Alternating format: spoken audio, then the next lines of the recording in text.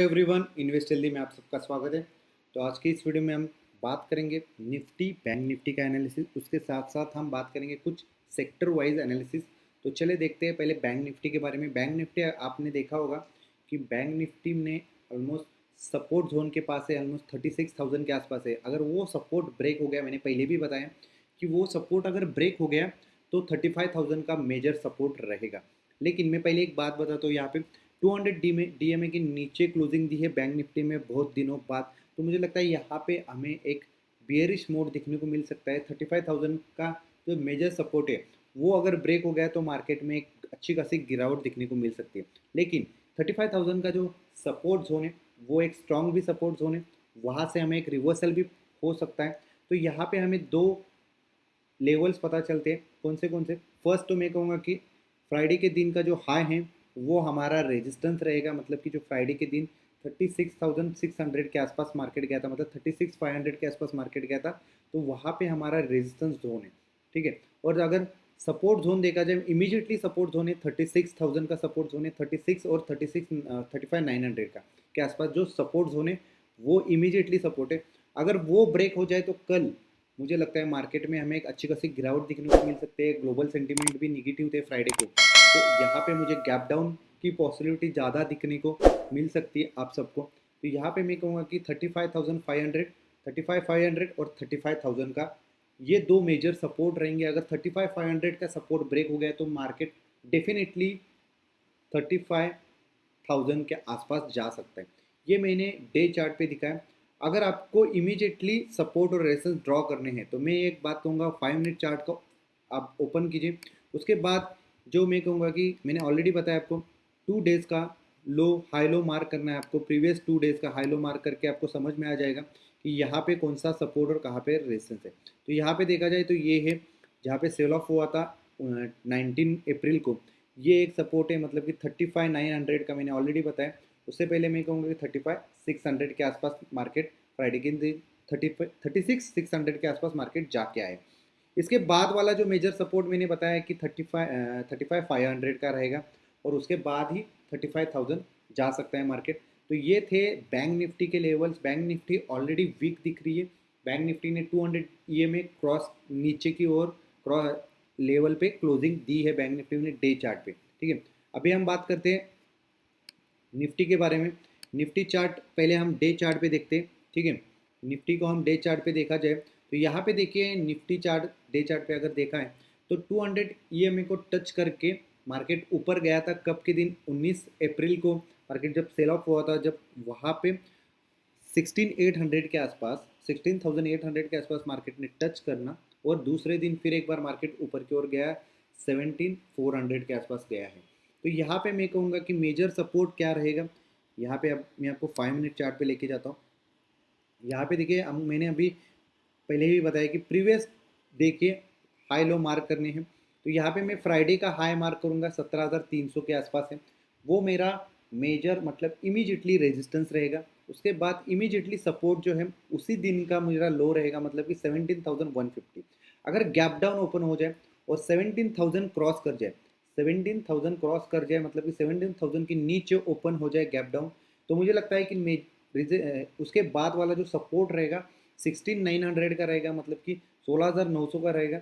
और अगर वो भी ब्रेक हो जाए तो मैं कहूँगा कि जो 19 अप्रैल को लो बनाया था 16,800 के आसपास का, वो हमारा सबसे मतलब स्ट्रॉन्ग सपोर्ट रह सकता है। ठीक है। तो मुझे लगता है कि मार्केट कल के दिन ग्लोबल नेगेटिव सेंटीमेंट की वजह से यहाँ तक मार्केट जा सकता है। तो हमें क्या करना है, जो मैंने लेवल्स बताए उस लेवल के हिसाब से अगर आपने ट्रेड ले लिया, पुट साइड पे भी या कॉल साइड पे, तो मुझे लगता है कि आपको एक अच्छा खासा मुनाफा हो सकता है। और मुझे लगता है कि जो 200 ईएमई के आसपास 19 अप्रैल को मार्केट जाके आया, तो वहाँ पे एक बार फिर रिटेस्ट के लिए मार्केट जा सकता है। तो ये था निफ्टी और बैंक निफ्टी दोनों सेक्टर बताए मैंने आपको, इंडाइसेस बताए। उसके साथ में अभी आपको अदर एक सेक्टर बताता हूँ। यहाँ पे देखिए ये है डे चार्ट पे बताऊंगा मैं सभी। यहाँ पे देखिए ये निफ्टी मेटल है। मैंने ऑलरेडी मेटल स्टॉक के बारे में बताया है कि मेटल स्टॉक में मुझे लगता है कि यहाँ से एक गिरावट मिल सकती है, रीटेस्ट के लिए नीचे आ सकता है मार्केट। यहाँ पे अगर आपने फिबोनाची ड्रॉ की यहाँ से देखा जाए तो यहाँ पे देखिए कौन से लेवल तक आपको मुझे लगता है कि सेक्टर आ सकता है। तो यहाँ पे देखिए 38%, अभी ऑलरेडी 23% के नीचे क्लोजिंग दी है। तो अभी नेक्स्ट जो लेवल है रिट्रेसमेंट का, यहाँ तक हो सकता है 38% या फिर 50% के आसपास तक हो सकता है रिट्रेसमेंट लेवल। हम फिबोनाची रिट्रेसमेंट टूल क्यों यूज़ करते हैं कि वहाँ पे हमें पता चलते हैं कि कैसे हमें कहाँ तक मार्केट रिट्रेस हो सकता है। तो ये लेवल से यहाँ पे देख सकते हैं 6000 के आसपास रिट्रेस हो सकता है मेटल सेक्टर। ठीक है, यहाँ पे मुझे निगेटिव ऑलरेडी मैंने हमारे ट्विटर हैंडल पे आपने देखा होगा कि मैंने टाटा स्टील एक बियरिश मोड में दिखाया है, बताया है आपको बिलो 1300 के नीचे टाटा स्टील वीक है और अभी ये उसके नीचे ही चल रहा है। तो आप देख सकते हैं कल उसमें उसमें भी आपको एक ट्रेड, अच्छा खासे ट्रेड मिल सकते हैं मेटल सेक्टर में भी। यहाँ पे हम आईटी के बारे में बात करते हैं। आईटी सेक्टर आप अगर देखा जाए तो ऑलरेडी बेयरिश मोड में है, अच्छा खासा करेक्शन हुआ है, ऑलमोस्ट 50% के आसपास करेक्शन दिखने को मिला है आईटी सेक्टर में। ठीक है, आईटी सेक्टर में ऑलमोस्ट 50% के आसपास करेक्शन देखने को मिला है। 200 ईएमए के नीचे है। यहाँ पे अगर हमने फिबोनाची भी ड्रॉ की, यहाँ पे देखा जाए तो यहाँ पे मैं कहूँगा कि हमें रिट्रेसमेंट पॉसिबिलिटी अभी भी नहीं दिखने को मिल रही है। तो मैं कहूँगा कि कल के दिन देखा जाए, कल अगर फिर एक बार लो बनाया आईटी सेक्टर ने, तो मैं कहूँगा कि यहाँ पे हमें एक एंट्री का चांस मिल सकता है। यहाँ पे देखिए 31,500 का जो लो बना है, वहाँ तक फिर एक बार मुझे लगता है कल आ सकता है। 31,500 का लेवल अभी चल रहा है। यहाँ पे देखिए 32,500, मतलब ऑलमोस्ट 1000 पॉइंट की 1000 पॉइंट ऊपर है सपोर्ट से। तो मैं कहूँगा जो सपोर्ट है 31,500, अगर ये ब्रेक हो जाए तो एक नया लो बनाने के लिए आईटी सेक्टर रेडी बन हो जाएगा। ठीक है, तो मुझे लगता है अभी भी आईटी सेक्टर में करेक्शन होने वाला है। तो थोड़ा बहुत करेक्शन होने के बाद मार्केट, मतलब आईटी सेक्टर एक अप मूव जाने की पॉसिबिलिटी है। अभी फिलहाल के लिए मैं यहाँ पे कोई बाइंग रिकमेंडेशन नहीं दूंगा आईटी सेक्टर में। यहाँ पे ऑटो सेक्टर में कहूँगा, ऑटो सेक्टर में मैं कहूँगा कि एक ब्रेकआउट बोल सकते हैं आप, डायनामिक सपोर्ट के ऊपर ब्रेकआउट दिया है। मतलब कि डायनामिक, इसका मतलब क्या है कि 200 ईएमए के ऊपर क्लोजिंग दी है ऑटो सेक्टर में। ऑटो सेक्टर में अच्छी खासी रैली दिखने को मिली है। तो यहाँ पे मैं कहूँगा कि मार्केट अगर सस्टेन हो जाए 200 ईएमए के ऊपर, तो मुझे लगता है कि यहाँ पे रिटेस्ट के लिए 200 ईएमए को आ सकता है और यहाँ से फिर एक बार अपसाइड मूवमेंट के लिए जा सकता है ऑटो सेक्टर। तो ऑटो सेक्टर में थोड़ा सा करेक्शन अपने को दिखने को मिल सकता है यहाँ तक, मतलब कि 10,700 के आसपास तक। मुझे लगता है कि यहाँ तक हमें एक करेक्शन दिखने को मिल सकता है कल के दिन। तो यहाँ अगर यहाँ से बाउंस बैक मिले तो मुझे लगता है कि ऑटो सेक्टर स्टॉक में हमें एंट्री फिर एक बार मिल सकती है।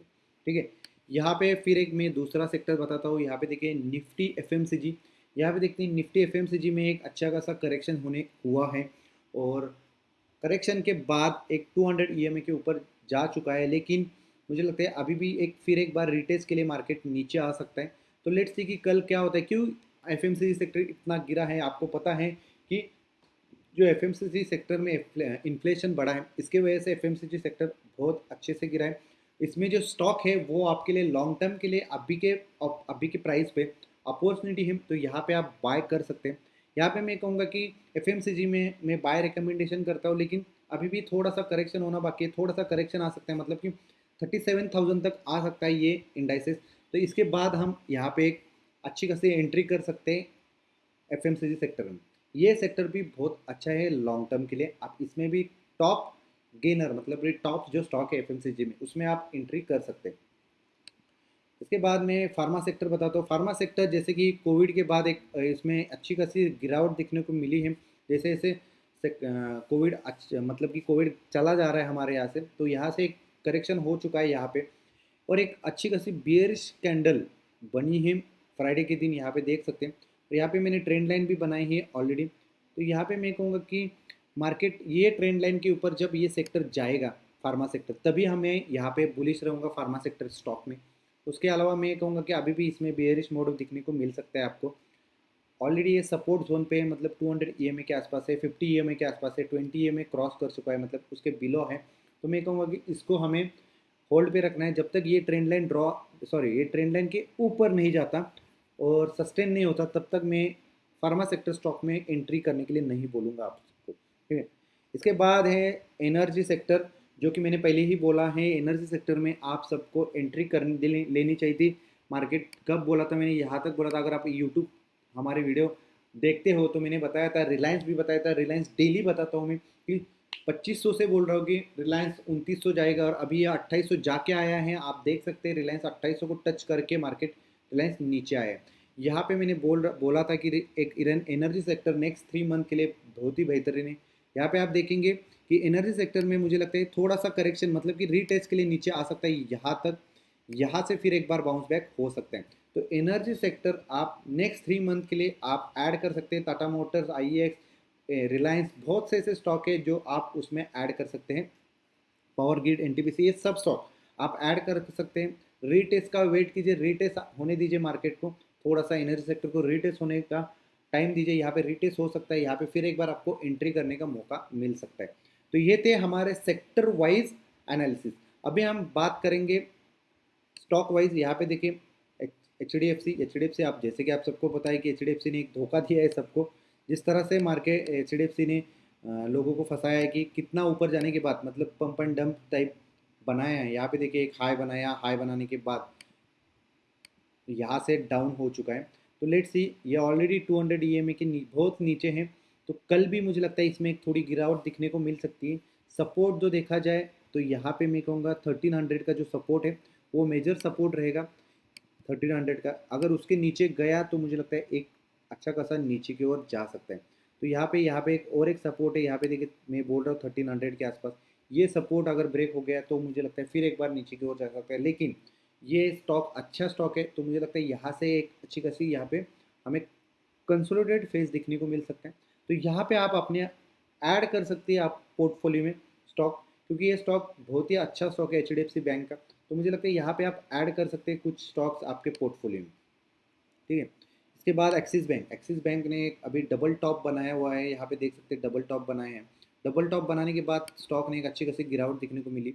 तो मुझे लगता है फिर एक बार एक रीटेस्ट के लिए नीचे आया है और रीटेस्ट करके जा सकता है। यहाँ पे एक मेजर सपोर्ट जोन है, सपोर्ट जोन के आसपास आया है।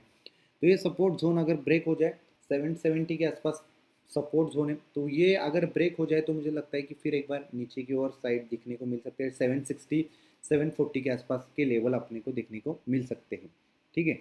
तो ये था बैंक बैंक निफ्टी में एक्सिस बैंक। इसके बाद ICICI बैंक, आज इसका रिजल्ट भी अच्छा लगा है ICICI बैंक में, और यहाँ पे मैंने ऑलरेडी फिबोनाची ड्रॉ कर रखा है।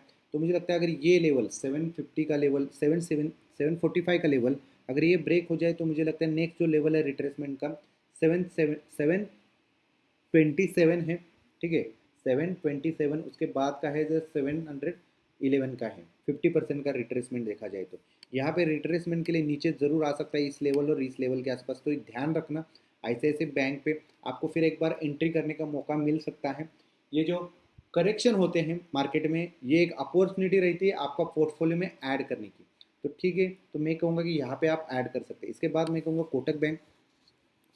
कोटक बैंक अगर आपने देखा होगा, यहाँ पे मैंने ऑलरेडी एक ड्रॉ करके रखा है, बहुत बार आपको बताया है। एक फॉलोइंग वेज में ड्रॉ है, सॉरी फॉलोइंग वेज में ये ट्रेड कर रहा है। तो मुझे लगता है कि यहाँ पे जब तक ये ब्रेकआउट मिलना है 1800 के ऊपर सस्टेन ना हो जाए तब तक मैं कहूँगा यहाँ पे बाइंग नहीं हो सकती। और मुझे लगता है यहाँ पे देखिए 200 EMA के ऊपर जब तक ये स्टॉक नहीं जाएगा तब तक मैं कहूँगा इसमें एंट्री करने का मौका, मतलब मौका मौका मिलेगा। कब मिलेगा मैं बताता हूँ। यहाँ पे 200 EMA के ऊपर आप कोटक बैंक को बाय कर सकते हैं। उसके लिए आपको रुकना होगा। मैं कहूँगा कि 1800 या 1850 के आसपास का जो लेवल है वो मार्केट को, मतलब मार्केट में ये कोटक बैंक सस्टेन होना चाहिए, तभी जाके कोटक बैंक में एक अच्छी खासी मूवमेंट आपको दिखने को मिल सकते हैं। कि कल के दिन मुझे लगता है फिर एक बार एक गिरावट दिखने को मिलेगी यहाँ तक कि 1680 के आसपास, 1670 के आसपास आपको फिर एक बार कोटक बैंक दिखने को मिल सकता है।